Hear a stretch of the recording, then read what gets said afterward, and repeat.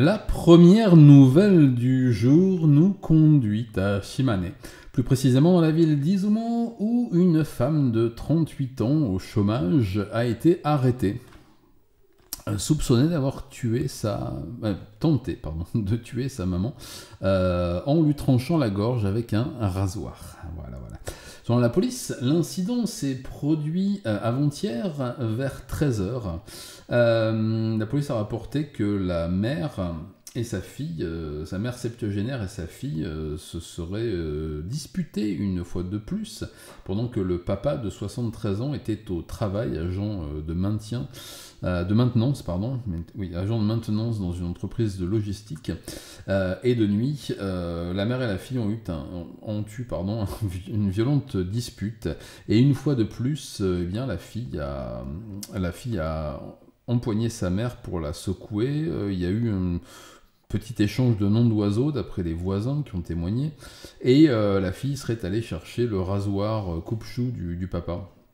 Et une fois que sa maman était assise sur le canapé en train de zapper sur la télévision, elle l'aurait entaillé largement d'une oreille jusqu'en bas du cou, une deuxième entaille au niveau de la carotide et une troisième au niveau du menton, jusqu'au milieu du cou.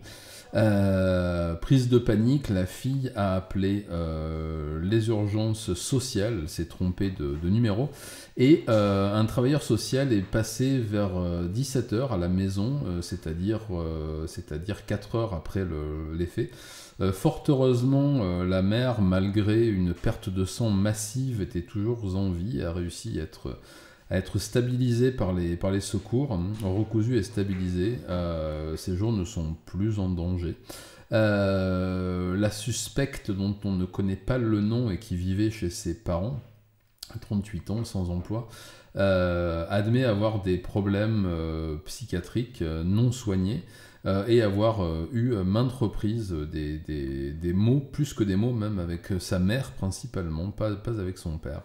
Mais elle a déclaré avoir voulu blesser sa mère pour lui apprendre la leçon, pour lui donner une leçon, mais ne pas avoir voulu la tuer. C'est vrai que 3 coups de rasoir dans la gorge, on pense que ça ne tuera pas, ça fait juste mal, ça fait réfléchir. Voilà. Alors, en tout cas, elle a été confiée à un service psychiatrique pour une évaluation, parce qu'effectivement, il semblerait qu'elle présente des signes de maladie mentale qui restent à déterminer pour l'instant. Une expertise est en cours et on verra d'ici quelques jours si elle doit être confiée à un établissement psychiatrique spécialisé ou mise en examen pour tentative de meurtre aggravé.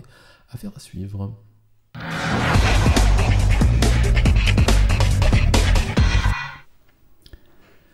La nouvelle suivante nous conduit à Tokyo et plus précisément dans le district de Shinjuku, où la police et des collectifs de citoyens ont créé des patrouilles anti-prostitution. Et oui, je vous en parle très souvent, mais effectivement, la prostitution est de nouveau en pleine explosion dans les parcs et dans les ruelles sombres de la capitale japonaise. Là où elle était plus ou moins discrète ces dernières années, les applications et donc le contournement de ces lois anti-prostitution via les applications, des QR codes de paiement, etc., a relancé la prostitution dans les lieux publics, et notamment dans les parcs, dans ce petit coin de noctambule autour de Shinjuku, donc Shinokubo, mais jusqu'à Kabukicho, etc. Le parc Okubo, bien entendu. Et donc, les riverains, les associations de riverains, etc., ont commencé à se plaindre. La police fait de son mieux, j'en ai déjà parlé à maintes reprises, sachant que ça amène quand même beaucoup de choses, alors pas le commerce en lui-même, mais vraiment l'exploitation, sachant qu'aujourd'hui, selon les statistiques données par ces associations, on a quasiment 60% des femmes qui se prostituent dans ces coins-là, qui sont d'origine étrangère ou étrangère, en situation plus ou moins régulière, pour certaines, principalement venant d'Asie, mais quelques-unes aussi d'Amérique du Sud et d'Afrique, mais principalement d'Asie, et ça amène bien sûr certains problèmes, notamment celui du contrôle des maladies qui font leur grand retour, parce que dans les bobinards, alors je peux vous en parler savamment puisque mon ex-femme a été patronne d'un établissement de plaisir, vous le savez, à côté de Shinokubo, et donc j'ai vu comment ça se passait. Et effectivement, il y a un grand contrôle médical des filles, il y a des contrats très précis, il y a, bon, je vous passe les détails, enfin là, il n'y a rien de tout cela. Les filles se mettent en danger parce qu'elles sont contactées via des applications, paiement par transfert, donc par PayPal, autre chose, des QR codes, et puis bah, effectivement, il commence à y avoir des problèmes de drogue. Chose qu'il n'y avait pas encore vraiment parmi les jeunes femmes et les jeunes filles qui se prostituent. Des problèmes aussi de underage, de minorité pour certaines. Tout ça accumulé, eh bien, les riverains en ont marre, les municipalités en ont marre, les comités de quartier en ont marre. Alors sans armes ni violence, hein, les policiers qui encadrent les comités de citoyens vont avec des haut-parleurs et puis des bâtons lumineux les chasser des parcs en faisant beaucoup de bruit pour faire fuir les clients, etc. Mais aussi se concentrent sur le soutien à la réinsertion, c'est-à-dire qu'en général, elles sont orientées vers des centres d'hébergement d'urgence, des centres d'insertion, des structures d'aide sociale, des structures médicales, etc., etc. Et du coup, ça permet aussi de pouvoir donner un avenir à ces filles-là et en les sortant très rapidement de la rue. Ou alors, et ça, je vous en avais déjà parlé récemment à propos justement des fleurs de trottoir là, de Shinjuku, mais plutôt côté Kabukicho, qui commençait aussi à gêner un peu les gens. Eh bien, il y a des établissements qui, eux, ont une patente. Donc des bobinards, des établissements, de sexe officiels qui vont les voir aussi pour leur proposer des contrats, travailler dans des établissements tenus, dans des établissements surveillés, plutôt que de risquer leur vie dans la rue, parce que on a quand même souvent, et vous savez, je vous en ai souvent parlé dans mes vidéos, des meurtres de prostituées, ça fait même partie des victimes principales des traqués divers dont je vous parle régulièrement. Voilà. J'espère que ces opérations auront du succès. Pour l'instant, ça marche pas trop mal.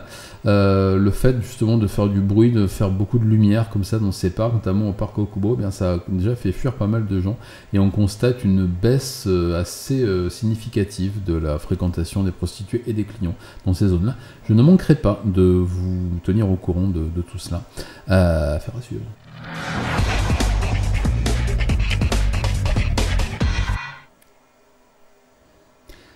L'affaire suivante nous emmène à Nagoya, où la police vient d'arrêter un homme de 36 ans, soupçonné, vous le savez, mais il a avoué d'avoir tué ses parents d'une soixantaine d'années. Voilà, vous voyez le suspect sur la photo juste en bas.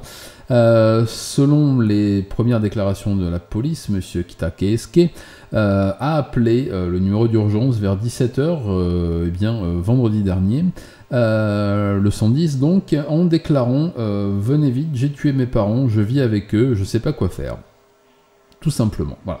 La police s'est rendue sur les lieux, bien entendu, et elle a trouvé les corps des deux parents, des époux Kita, allongés sur le sol, le corps et le crâne défoncés, avec un objet contondant qui n'a pas été retrouvé encore, mais qui pourrait être soit une batte de baseball ou un manche de pioche ou un manche d'outil ou quelque chose en tout cas assez lourd pour tuer les deux parents. Le père avait des blessures à la tête et aux deux bras, des blessures défensives, des coupures. Il est donc possible que le fils, que Keisuke, ait donc commencé à attaquer ses parents avec un couteau, avec un kama ou avec quoi que ce soit. Pour l'instant, lui-même s'est blessé, on trouvait des petites blessures légères, des abrasions et des blessures légères sur ses genoux et sur ses avant-bras. C'est assez mystérieux. Alors il faut savoir que Monsieur Kitake Esuke, donc le meurtrier présumé, a de graves problèmes d'alcoolisme et de dépendance au jeu. Il est sans profession, il vit au crochet de ses parents depuis toujours. Il a, comme beaucoup, vous connaissez la musique maintenant, un alcoolisme chronique, une dépendance, une tabagie chronique aussi. Les parents doivent payer, les deux parents travaillent. Il a des dettes, il a contracté des dettes auprès de certains organismes illégaux et illicites de jeu. Il semblerait que les parents avaient plus ou moins décidé d'arrêter de payer pour des questions évidentes de plus d'argent, et que au bout de la 50e dispute, de la 50e chamaillerie pour avoir de l'argent, il a décidé de passer à l'acte. Au moment de son arrestation, donc vers 17h30, il était à plus d'1,5 gramme d'alcool dans le sang. Il a été conduit en équivalent de cellule de dégrisement. Il va comparaître là dans les jours qui viennent devant le procureur de Nagoya, qui risque fortement, bien entendu, de le mettre en examen pour parricide, donc meurtre aggravé, double meurtre aggravé, et il risque une peine de 30 ans de réclusion si il est jugé responsable de ses actes, parce qu'il est actuellement soumis à une batterie de tests et d'expertise de la part d'experts psychiatres mandatés par le tribunal. Voilà. Lui aussi, comme notre ami tout à l'heure de Shimane, a déclaré qu'il souhaitait juste blesser ses parents, qu'il n'avait aucune intention de les tuer, mais que quand il a repris ses esprits, on lui a dit que ses parents étaient morts, et il en a été bien marri, car il ne souhaitait pas les tuer, juste leur faire assez peur et mal pour obtenir un nouveau crédit de leur part. Pour l'instant, tout ça est entre les mains des experts psychiatres et de la justice. Je ne manquerai pas de vous tenir informé de l'évolution de cette affaire un peu étrange et de ce meurtrier présumé assez mystérieux, quoique bien trop classique. Affaire à suivre.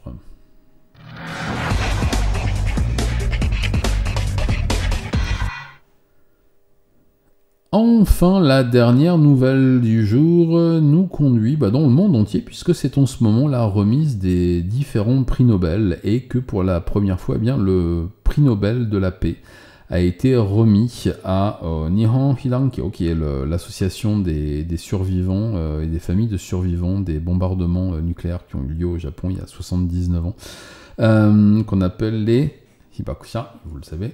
Il en reste même pas mal de vivants. Et toutes ces personnes, les survivants et leurs familles, se sont constitués en associations locales, beaucoup situées bien sûr autour de Hiroshima et Nagasaki, pour transmettre bien sûr la mémoire des bombardements et des deux crimes contre l'humanité jamais jugés qui ont eu lieu là-bas. Aussi à militer pour l'éradication des armes nucléaires à travers le monde, d'abord pour leur non-prolifération et de plus en plus pour leur interdiction. On pourra en parler un jour d'ailleurs, parce que c'est un point de vue qui est assez intéressant aussi. C'est un message qu'ils ont transmis de génération en génération, avec les témoignages physiques qu'ils peuvent porter, parce que nombre d'entre eux sont malades, ont transmis des maladies et des handicaps à leurs enfants, leurs petits-enfants, parfois à leurs arrière-petits-enfants. Il faut maintenant qu'ils pensent à la succession de leurs messages, parce que ce sont des gens d'un certain âge, d'un âge certain même. Et ils ont donc constitué ces Hidankyo dans toutes les provinces, et ils essaient de transmettre ce message-là, un peu comme on le fait avec la mémoire de la Shoah en Europe et ailleurs d'ailleurs. Ils ont essayé de transmettre cette mémoire aux plus jeunes, et ils ont donc écumé ces 70 dernières années, on va dire, les écoles primaires, les collèges, etc., et ont formé énormément de jeunes. Je vous lis quelques déclarations qui sont axées là-dessus, mais avec l'honneur du prix Nobel, c'est Mimaki Toshiyuki, qui est un membre senior de la branche de Hiroshima, donc qui a 97 ans, je crois, un truc comme ça. Avec l'honneur du prix Nobel de la paix, nous avons désormais la responsabilité de faire passer nos messages non seulement au Japon, mais aussi dans le monde entier. C'est vrai que beaucoup des militants pour la paix, et notamment contre la prolifération, voire l'interdiction et pour l'interdiction des armes nucléaires, s'inquiètent de ce qui se passe en ce moment. C'est vrai qu'on est dans une période d'escalade et ça effraie énormément les acteurs de ces associations de Hidankyo. C'est vrai qu'ils sont ils sont plus tout jeunes, comme je vous ai dit, ils sont en train de disparaître les uns après les autres. J'avais des chiffres. Il reste 106 823 survivants. C'est 6 824 de moins qu'il y a un an. Voilà. Donc chaque année, on perd un peu plus. Et d'ici 10 ans, il en restera certainement très très peu. Une petite poignée. Il y en a de moins en moins parce que les branches locales disparaissent aussi. Ces groupes étaient 47 il y a encore 10 ans, ils ne sont plus que 36. Le groupe commence à désespérer aussi de voir un jour quelques traités de non-prolifération signés par le Japon. Il faut savoir que le Japon a refusé, le gouvernement japonais, qui est sous le parapluie nucléaire américain pour sa protection, a encore refusé de signer le traité sur l'interdiction des armes nucléaires, sous bien sûr la pression des États-Unis, qui menace de tout temps de supprimer la protection au Japon, en Corée du Sud, etc., si ils se mettaient à signer ce type de traité. Mais ils ont quand même de l'espoir parce que du côté de la jeunesse japonaise, on commence à avoir une reconscientisation, comme il y a pu y avoir dans les années 60 et 70, sur le danger des proliférations et surtout des escalades qu'il peut y avoir régulièrement dans les différents foyers de conflits dans le monde, Proche-Orient, Moyen-Orient, etc. Vous le savez mieux que moi en ce moment en plus. Donc voilà, ils sont les espèces de relais entre leur génération, leurs enfants qui ont plus que mon âge aujourd'hui et qui essaient de transmettre ça autour d'eux, et puis cette génération de japonais, de jeunes japonais de l'âge de mes enfants qui n'ont heureusement pas connu la guerre, qui n'ont connu aucune guerre et qui n'ont pas vraiment conscience parce que malheureusement les programmes d'histoire, notamment le tronc commun collège-lycée, fait pas mal d'impasse sur cette période-là et c'est assez compliqué si on n'a pas la soif d'apprendre, d'avoir des informations. Je vous cite la déclaration d'une lycéenne, Kai Natsuki, qui est un peu la relève de cette de ces associations, qui était vraiment très émue de voir ce prix Nobel attribué à ces anciens, et qui dit que je vais pouvoir poursuivre mes efforts pour que nous puissions croire que le désarmement nucléaire n'est pas un rêve mais une réalité, et que notre génération ne connaisse jamais ce qu'a connu la génération de nos parents et de nos arrière-grands-parents. On fait régulièrement maintenant visiter des mémoriaux. J'ai visité les deux, celui de Hiroshima et celui de Nagasaki, dans lesquels vous avez un musée, dans lequel vous pouvez voir bien entendu des films, des choses, des reconstitutions, etc., mais aussi des témoignages de gens de brûlés, etc. aussi. On commence à en parler plus.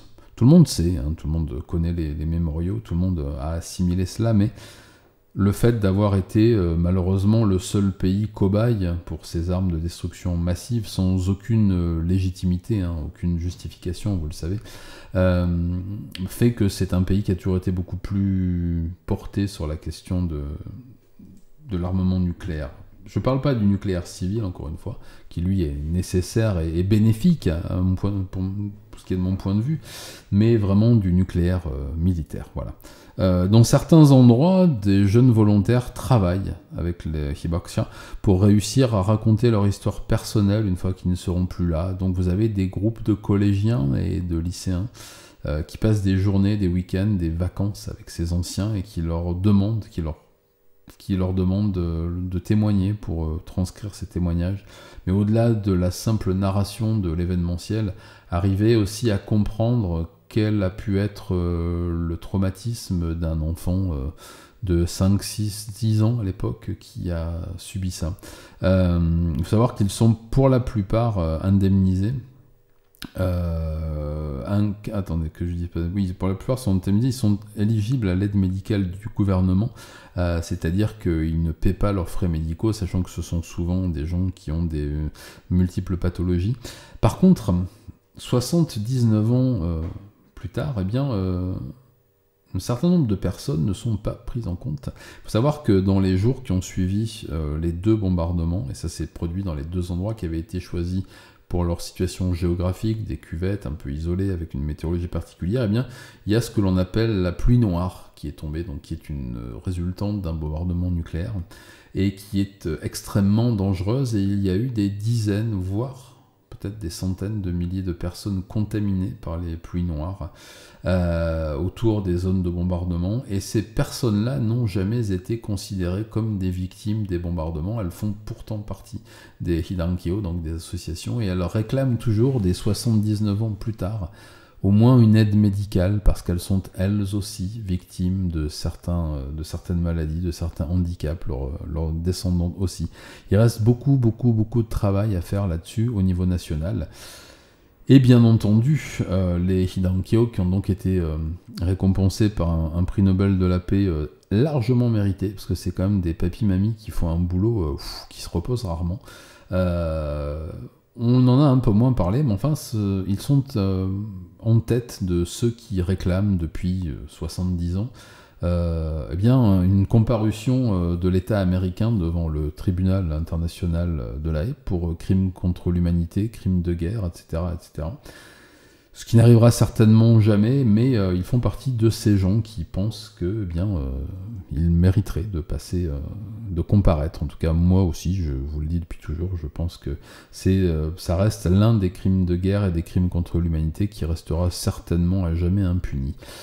Voilà, en tout cas, je suis très heureux qu'ils aient reçu ce prix Nobel de la paix, même si je pense qu'une grande majorité d'humains se fichent totalement comme d'une guigne de ce prix Nobel, mais enfin...